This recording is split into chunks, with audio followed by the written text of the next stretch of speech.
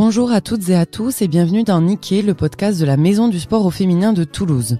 Ici, on parle de sport, d'égalité et de performance avec un objectif clair, promouvoir le sport féminin, encourager les femmes à pratiquer et réduire les inégalités dans le sport professionnel. Inspiré par Niké, la déesse grecque de la victoire, ce podcast donne la parole à celles et ceux qui font bouger les lignes. Chaque mois, retrouvez des échanges passionnants et inspirants autour de la place des femmes dans le sport. Bonne écoute. Aujourd'hui, nous allons parler de sport pendant la grossesse. Peut-on continuer à pratiquer une activité physique pendant la grossesse ? Quels sont les bienfaits, les précautions à prendre et les idées reçues à déconstruire ? Nous enregistrons cet épisode dans le cadre du lancement de notre campagne de promotion de l'activité physique pendant la grossesse qui sera diffusée sur toute la France. Rappel important, chaque grossesse est unique, alors avant d'entreprendre toute activité physique, il est essentiel de consulter un professionnel de santé pour adapter la pratique à son état. Pour aborder ce sujet, je reçois aujourd'hui Stéphanie Andressaigne, sage-femme conseillère du Conseil départemental de la Haute-Garonne, et Virginie Petit, kinésithérapeute libérale. Bonjour mesdames, bienvenue dans Niqué. Merci de venir aujourd'hui parler de cette thématique. Donc, je vais vous laisser vous présenter chacune. Stéphanie, si tu veux commencer. Donc bonjour à tous et à toutes. Donc je suis Stéphanie Andressaigne, je suis sage-femme, j'exerce au conseil départemental de la Haute-Garonne depuis 15 ans dans un centre de santé sexuelle. Je suis très honorée de l'invitation et ce sujet me tient forcément à cœur de par ma profession et aussi mon investissement au sein d'une mission sport santé qui m'a été confiée maintenant depuis 2 ans au conseil départemental de la Haute-Garonne. Bonjour à tous et à toutes. Moi, je suis Virginie Petit, je suis kiné libérale et je suis également kiné de l'équipe féminine du TFC depuis 3 saisons maintenant. Et effectivement, ce sujet est passionnant. Et j'ai la chance de suivre une étudiante qui va passer son mémoire de kiné l'année prochaine sur exactement sport et grossesse. Donc, le sujet commence à être intéressant, donc c'est chouette. Génial. Du coup, on va rentrer donc dans le vif du sujet. Une étude décrit que 80% des femmes enceintes arrêtent de pratiquer une activité physique dès lors qu'elles sont enceintes. Pourquoi tant de femmes arrêtent le sport à cette période de leur vie ? Je pense par des retours patientes tout simplement que l'arrêt de la pratique du sport dans cette période cruciale de leur vie, c'est par peur de mal faire, par crainte de faire mal au bébé, ou de provoquer ce qu'on appelle des menaces d'accouchement prématuré ou des ruptures prématurées de la poche des os, par manque également de réseau, de professionnels ou de conseils. Peut-être que des femmes qui pratiquaient une activité physique depuis l'adolescence et au moment de cette période de grossesse auraient tendance, selon moi, à arrêter un peu moins leur activité en se retournant plus facilement vers des clubs parce qu'elles sont licenciées et leur permettant d'avoir un premier réseau de ressources, en tout cas pour poser des questions. Mais il est vrai qu'au moment du diagnostic de la grossesse, au premier trimestre, il y a peut-être déjà le bouleversement hormonal et le bouleversement à l'annonce de cette grossesse qui fait qu'il y a un écart et un arrêt dans la pratique. En tout cas, de façon majoritaire, oui, pour les femmes en France. Ok. Virginie, tu veux intervenir ? C'est la peur, je pense, tout simplement de mal faire et de la peur de la fausse couche et tous ces événements-là. On parle de... C'est pas une maladie, mais ça fait peur. Tout à fait. La peur est l'essentiel élément de l'arrêt du sport. Est-ce que, selon vous, il existe encore donc des idées reçues sur l'incompatibilité entre la grossesse et le sport ? Il y en a eu pendant des millénaires sur la pratique sportive et féminine qui était incompatible à la fonction. Ça a été porté par les valeurs de monsieur Pierre de Coubertin. La médecine l'a suivi. Il y a eu peu d'études sur la physiologie en général féminine et le corps au féminin, où on se retranchait derrière le fait que on ne pouvait pas faire des études sur des personnes vivantes. Et donc du coup, encore plus, quand on est une femme enceinte, c'est un peu antinomique pour mener des études scientifiques sur des femmes qui seraient en gestation. Donc effectivement, il y en a plein d'idées reçues depuis l'adolescence jusqu'à la ménopause. Je pense que pour l'instant, l'égalité entre les femmes et les hommes dans ce mois de mars a encore la vie dure et la peau dure.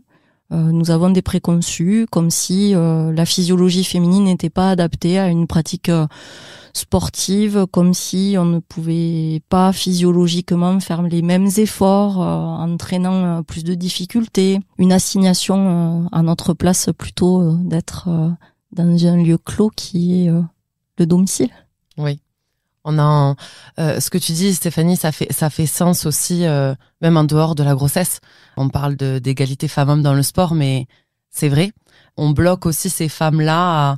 On a cette vision des femmes qui ne doivent pas faire de sport, qui ne sont pas performantes. On l'a entendu. Du coup, c'est pareil. Du coup, pendant la grossesse, c'est que il faut protéger, il faut cajoler, il faut rester chez soi et pas faire de sport. En tout cas, les idées reçues ont encore la peau dure, puisque nous avons des services de protection maternelle et infantile et des collègues sages-femmes de PMI avec qui on partage sur ces premiers moments de la vie et de l'accompagnement.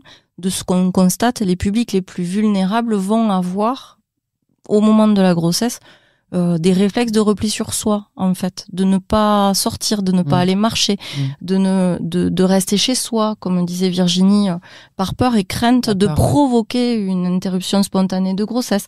Beaucoup de culpabilité sont encore ont la peau dure et sont sur les épaules de ces femmes. Avant tout, qui seront des futures mères, mais ce sont des femmes mères en devenir, quoi. Mmh.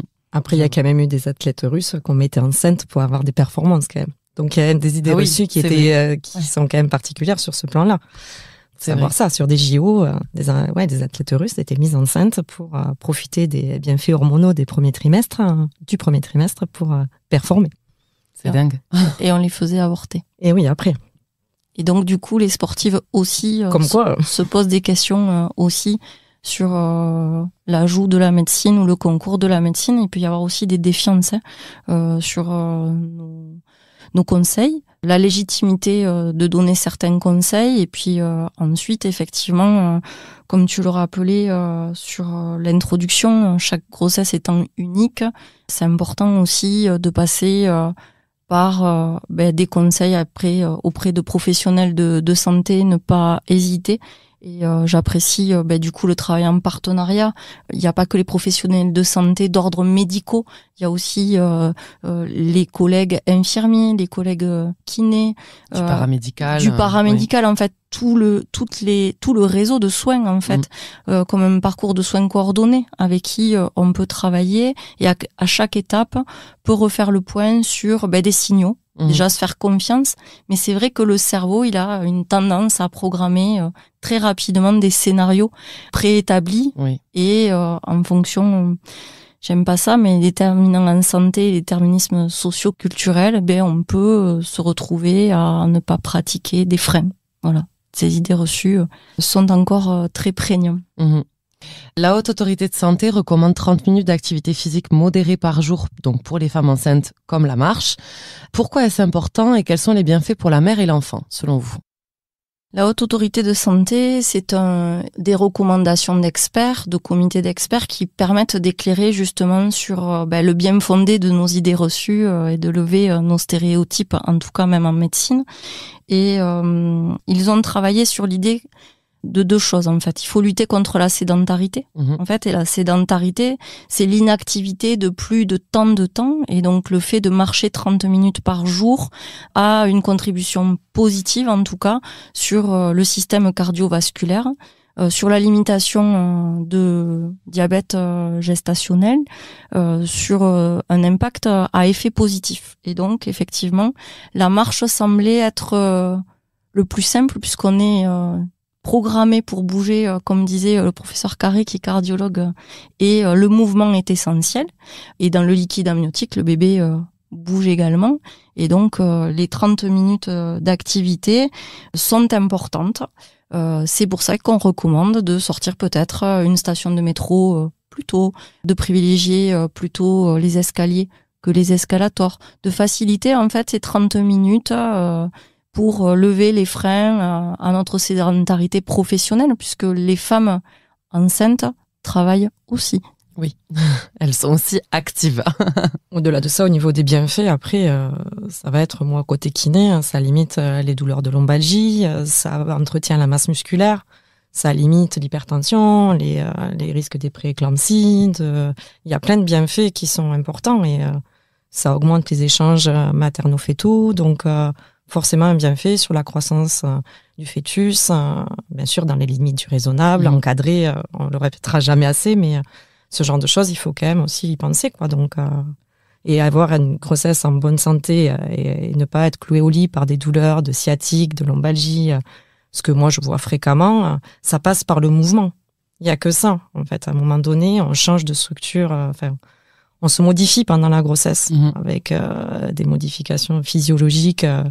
Et donc, du coup, oui, notre corps est en proie de douleurs qui peuvent apparaître et le mouvement peut permettre ça et limiter ces modifications qui sont, on peut pas arrêter, on est complètement d'accord, mais au moins limiter en fait l'effet indésirable de ces modifications.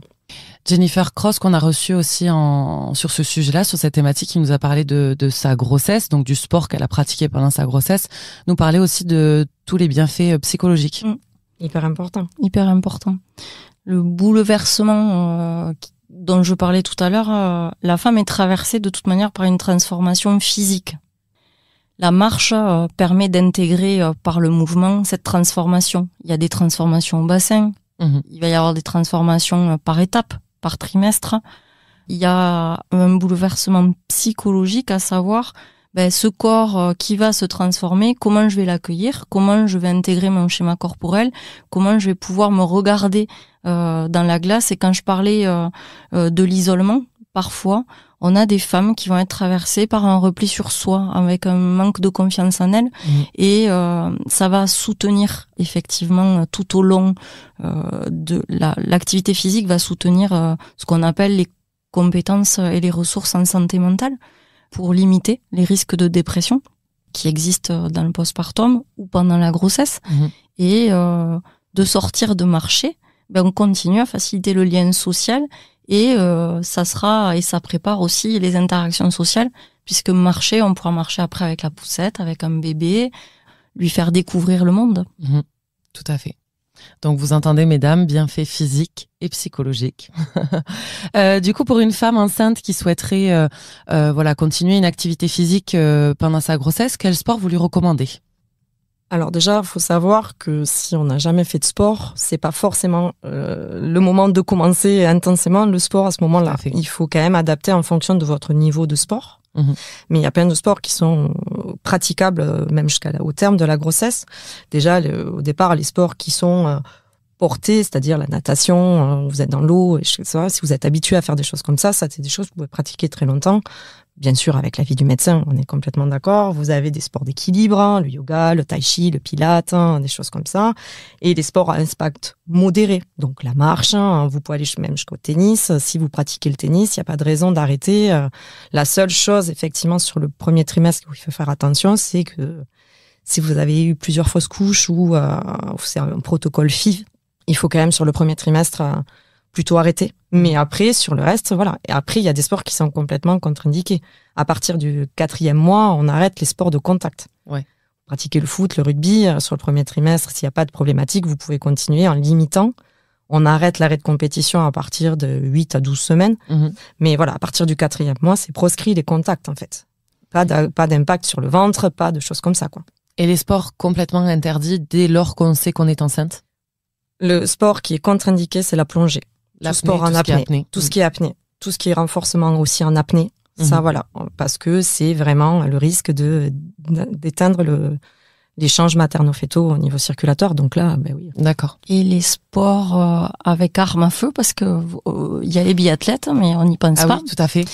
Et en fait, le fait qu'il y ait un port d'arme avec tout ce qui est vibration et déflagration et le fait de porter une arme, ça paraît idiot. Mais n'oublions pas toutes les femmes, effectivement, avec... Il y a les sports mécaniques aussi qui sont internis.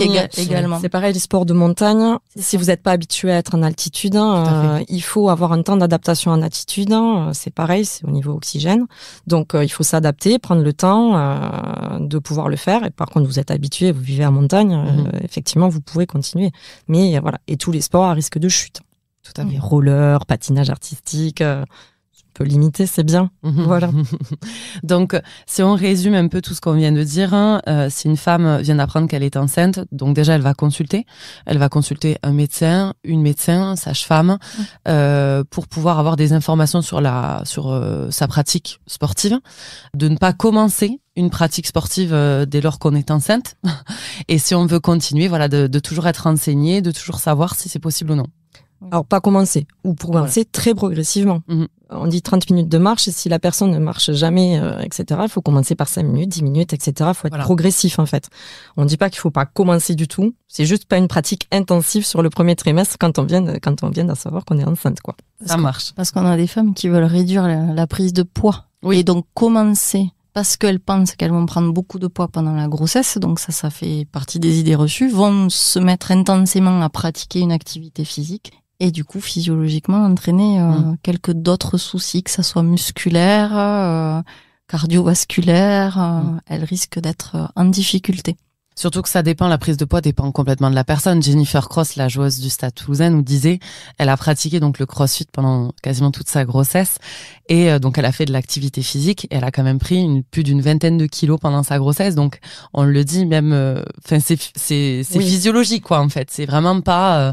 Et nous, on a une joueuse au TFC qui est maman d'un petit garçon, Alexandra, qui a pris 5 kilos pendant sa grossesse. Voilà. Qui est une femme magique, on le sait, mais pour le coup, elle a pris 5 kilos. Voilà, donc ça dépend de chaque personne, encore une fois. Oui, c'est complètement physiologique, adaptatif. Et puis de toute manière, il y a besoin au moins de 5 kilos pour fabriquer tous les échanges entre le placenta, le bébé et la mère. Donc, il faut qu'il y ait forcément une prise de poids en début de grossesse, tout au long de la grossesse. Bien sûr. Donc du coup, Virginie, comment les femmes peuvent-elles adapter leur activité physique en fonction de chaque trimestre ? Ce qui est valable pour tous les trimestres, c'est quand même beaucoup de précautions. Il faut avoir un matériel adapté. On a des brassières qui sont efficaces, des chaussures qui sont adaptées aussi. On a quand même un changement physiologique.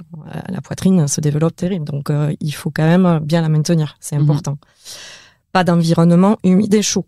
C'est pareil au niveau respiratoire. Donc il faut ça. Pas de manœuvre d'apnée pendant le renforcement. On reste sur à peu près 70% de ses capacités maximales sur l'effort. Il faut, pour se donner une idée, on appelle ça le test de parole. C'est ça, pouvoir faire un effort, un essoufflement qui est limité, mais qu'on puisse parler. Ça peut être quelque chose où on se dit, voilà, j'arrive à parler, je suis pas aussi essoufflé. Il faut pas aller chercher l'essoufflement maximal. Il faut limiter, la durée moyenne, c'est entre 20 et 50 minutes.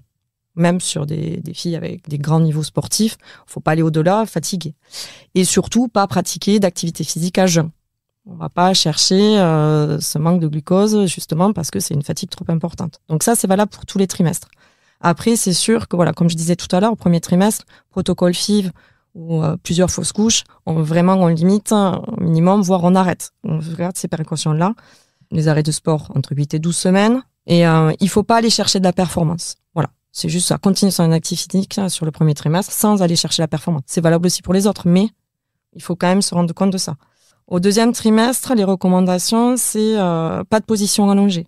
On a un risque de compression de la veine cave, donc c'est pareil, les échanges materno-fétaux limités. Donc on va limiter toute activité position allongée. On peut être position latérale, mais on limite ça. Position allongée, du coup, ça serait quoi comme exemple ? Si tu fais du pilates ou des choses comme ça, on limite en fait d'être allongé sur le dos complet.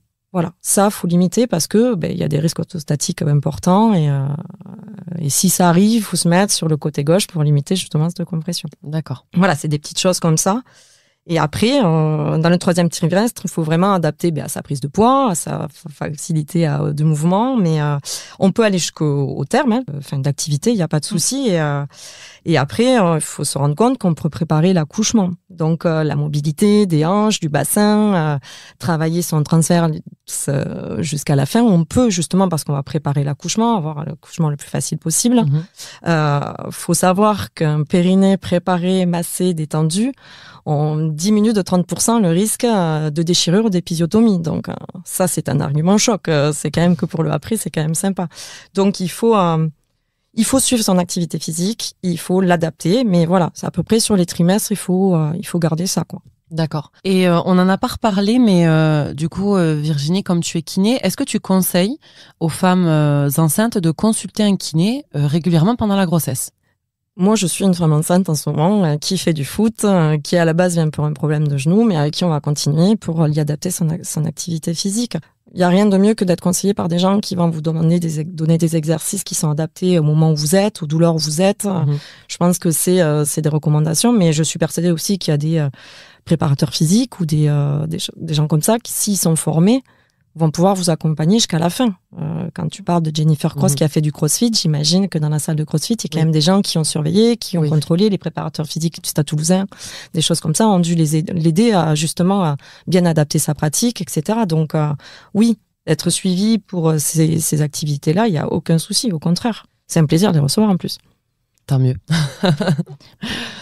Virginie, Stéphanie, quels sont les signaux d'alerte qui doivent amener une femme à stopper l'effort? Le premier signal, c'est contraction utérine. Ok. Le signal qui fait arrêter totalement, c'est le saignement ou la sensation d'une perte liquidienne. D'accord. Ça, c'est arrêt ultime. Comme l'évoquait Virginie sur la question de l'interruption spontanée de grossesse au premier trimestre. Comme on parlait de tout ce qui est procréation médicalement assistée, qui va donner des recommandations plus spécifiques, il peut y arriver d'avoir une sensation de perte liquidienne, mais si on est associé à une activité physique qui n'a pas été forcément encadrée, qui n'a pas été forcément prescrit, tout à l'heure Virginie parlait de l'accompagnement en cabinet par des professionnels de santé. Certaines femmes, il faut le savoir, sont peu suivies et sont suivies plus tardivement dans leur suivi de grossesse, donc ont l'habitude de se débrouiller par elles-mêmes, par l'ajout aussi et les conseils des réseaux sociaux. Du coup, c'est très très important. Ces 3 signes, en mon sens, en tant que sage-femme, c'est fondamental. Enfin, on fait tout arrêter, avec même parfois une obligation d'alitement pour stopper un petit peu tout cela, et une surveillance des bruits cardiaques fétales et un monitoring fœtal pour s'assurer, et un examen aussi parfois allant d'un examen complémentaire, une échographie au niveau du col, de l'utérus, pour vérifier sa mesure, un examen clinique par le professionnel, donc sans alerter. Mais en tout cas, c'est un motif de consultation en urgence auprès d'un professionnel de santé. Donc ça me semble essentiel de dire que ce sont des signaux d'alerte, d'arrêt. Il y a aussi l'essoufflement persistant. Complètement. Qui n'est pas soulagé par le repos. Il y a des douleurs thoraciques à type de pression. Des douleurs abdominales aussi à type de pression qui peuvent être, comme les céphalées aussi, ça peut être des signes d'augmentation de la tension, donc c'est pas bon. Les vertiges, les malaises, les œdèmes des membres inférieurs aussi. Ce qui est les jambes qui gonflent très vite après l'effort. Puis la faiblesse musculaire, la sensation de faiblesse musculaire, des choses comme ça, il faut quand même... ça, c'est des signaux d'alerte. Ça veut dire qu'on est allé trop loin, donc il faut faire attention aussi à ça. Et la perte des mouvements fœtaux, c'est-à-dire qu'elle ne sent plus le bébé bouger. D'accord. Voilà, sachant qu'on commence à le percevoir sur la fin du premier trimestre. D'accord. Sensation de bulles, comme des petites bulles de champagne, des choses un petit peu... les femmes le décrivent comme des bulles de champagne. Alors c'est comme si elles le voyaient, mais elles le sentent. Des mouvements fœtaux où elles percevaient que le bébé bouge, et elles disent que le bébé ne bouge plus. Donc ça, c'est pareil. Elles vont pas avoir la capacité. Elles se font confiance, mais il faut consulter. Et en tout cas, là, il faut diminuer la pratique. Ça peut arriver sur des positions allongées, prolongées, effectivement, avec des sensations, elles aussi, d'essoufflement ou de malaise. Et puis après, l'hypoglycémie aussi. Quand on disait qu'il fallait pas pratiquer à jeun, il faut penser aussi à des femmes qui ont des pathologies chroniques et qui vont aussi pratiquer, de pas suraggraver, je dirais, les équilibres d'insuline. On en a parlé un petit peu, mais est-ce que vous voulez insister dessus sur le rôle des professionnels de santé dans l'accompagnement des femmes enceintes? Alors moi qui suis sage-femme, c'est essentiel. Je pense que de toute manière, pour une grossesse, il faut passer par un professionnel de santé, sage-femme, médecin, gynécologue obstétricien, parce qu'il y a une déclaration de grossesse qu'il y a des éléments d'étape importants, que les recommandations, c'est une consultation mensuelle par un professionnel et penser à s'inscrire dans des établissements de santé. Il y a des dispositifs autres qui sont les plateaux techniques, les plateaux d'accouchement, mais qui sont gérés par mes collègues sages-femmes libérales. Mais sans ça, ça me semble essentiel. Et après, c'est tout le réseau de soins, y compris les pharmaciens qui ont le rôle à jouer aussi dans l'accompagnement et dans la délivrance des médicaments. Ils peuvent aussi donner des conseils par rapport à l'activité physique. Ma collègue kiné, bien sûr, c'est essentiel, qui des fois...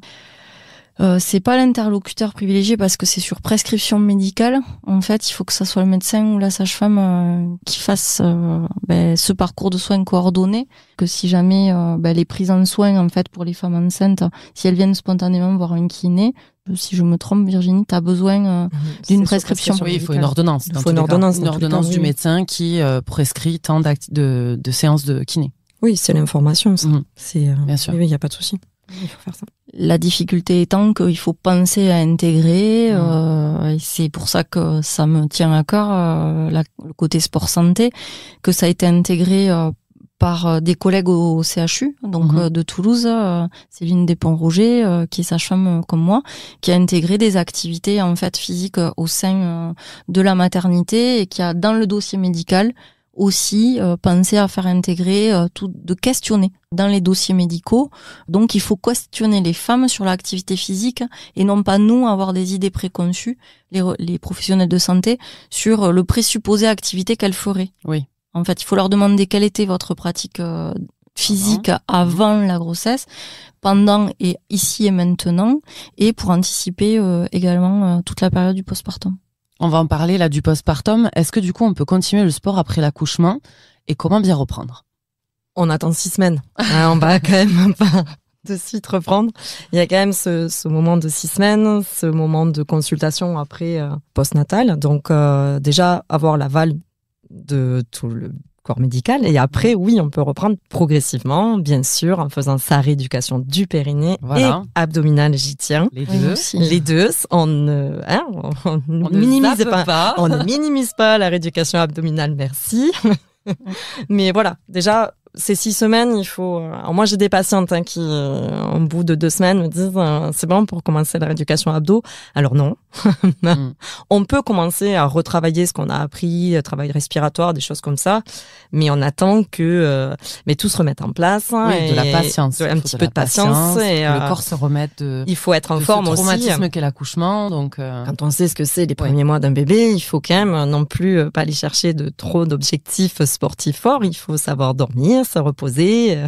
Si on allait, des choses comme ça, il faut quand même être en forme aussi et pas aller chercher une performance de suite. Mais oui, c'est important de reprendre après.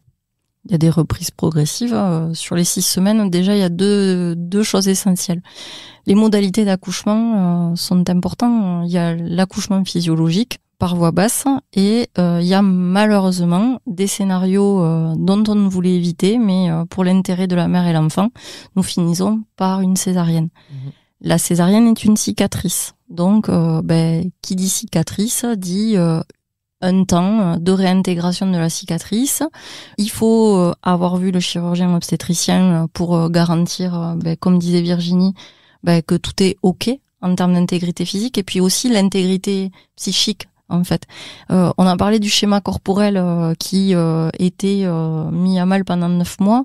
En 12 heures ou 24 heures d'accouchement, la femme, physiologiquement, on revient à l'inverse avec une perte de liquide physiologiquement importante. Elle a rompu sa poche des os. Donc, il y a tout son périnée, la statique pelvienne, tous ces équilibres qui vont être mis à mal. Je peux en parler, je suis la plus mauvaise des élèves. J'ai voulu reprendre trop tôt après un accouchement avec des troubles hémorragiques. J'ai fait le super malaise avec ma poussette, mon bébé, à 2 pâtés de maison de chez moi. Donc, balayons devant nos portes, soyons honnêtes. Voilà. Les cordonniers sont toujours les plus mal chaussés. Oui, j'ai fait du golf tout à fait. Au premier trimestre de la grossesse sans penser pensant qu'il y avait des toilettes sur un terrain de golf. J'avais juste oublié que, non, en fait, en France, il n'y a pas de toilettes entre les différents espaces de jeu.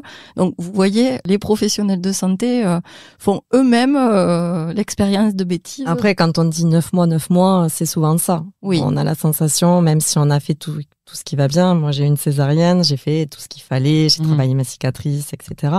J'ai fait mes rééducations, mais pour autant, la reprise de la course, vous avez la sensation d'avoir un tracteur qui vous tire derrière. Et donc ça, progressivement, il faut pas s'en inquiéter non plus au départ. On n'a pas les performances qu'on avait au début. Après, ça dépend de votre niveau de sport. C'est sûr qu'une athlète de haut niveau, je pense à Clarissa Benenour, qui est médaillée. Encore une fois, chaque personne bien est sûr, différente. Mais sur une personne lambda qui n'est pas de sportif de haut niveau, le 9 mois est souvent ça. Donc la recherche de performance, il faut être indulgente avec soi. Tout à fait. Voilà. Et beaucoup de patience. Ouais, la Pour les reprise femmes, hormonale, la exactement. reprise, le retour de retrouver couche, son tout corps ça. aussi. Et puis Retrouver son corps, d'être patiente. puis la fatigue des premiers mois. Il y a Tout à des fait. mamans qui ont de la chance d'avoir des bébés qui dorment, d'autres qui attendent 13 mois Exactement. et on reprend le boulot, voilà.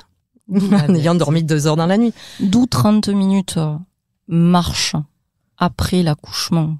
Si au niveau des cicatrices, que ça soit épisiotomie, déchirure, point ou césarienne, on peut utiliser des petites ceintures de soutien. Donc les professionnels peuvent prescrire des ceintures de soutien abdominal. Pas trop, mais pour pouvoir aller ne serait-ce que un peu aller se ressourcer vers l'extérieur. Ressources aussi de santé mentale.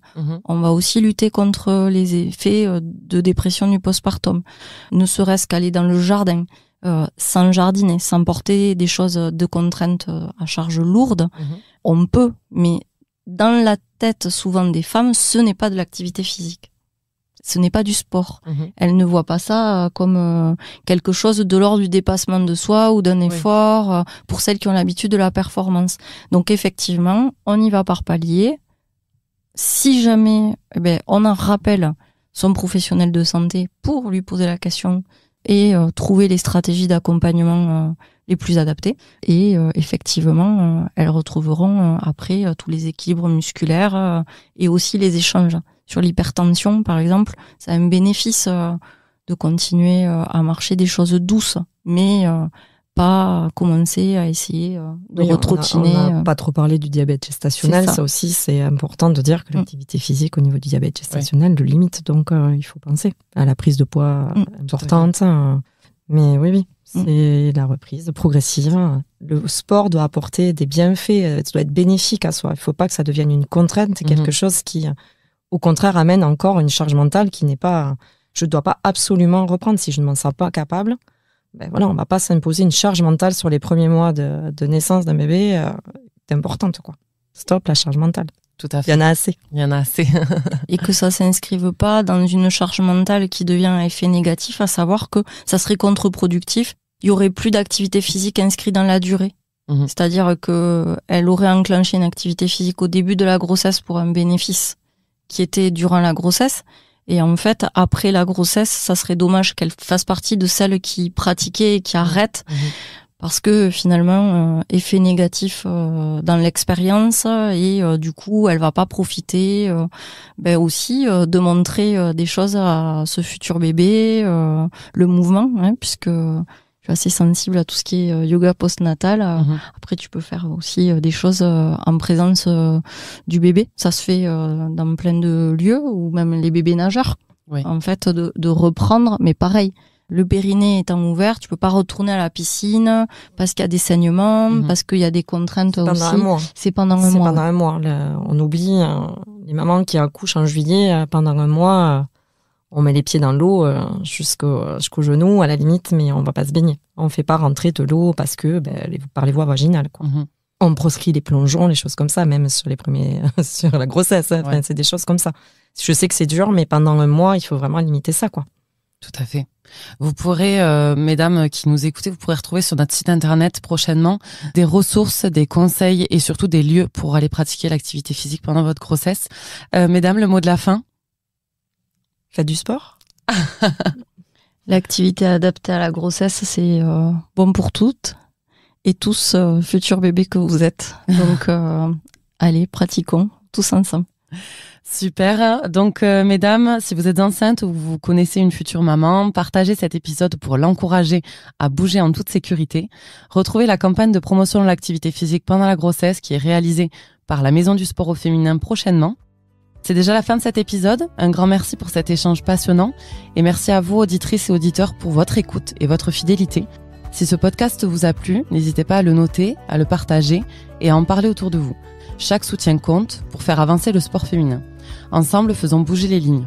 On se retrouve le mois prochain pour un nouvel épisode. Et d'ici là, retrouvez-nous sur Instagram, Maison du Sport au Féminin, pour continuer la discussion. À très vite, mesdames. À bientôt. À bientôt, merci.